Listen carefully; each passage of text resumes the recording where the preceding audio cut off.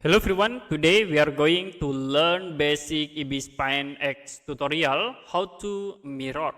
So for example, I will create objects. Okay, you can draw the line objects with the brush tools. Okay, I will create in it. Simple objects.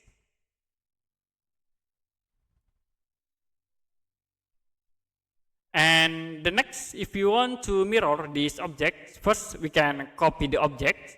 You can click again this icon and then choose the copy tools and then click again, choose paste.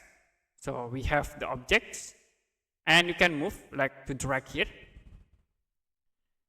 After it, click OK. Now to mirror, you can select the object, the copy object, and then you can use this horizontal flip, click to create mirroring. Now you can move again the objects into this point. So that's it for basic Ibis X tutorial, how to mirror. If you have any question about tutorial, you can comment below this video.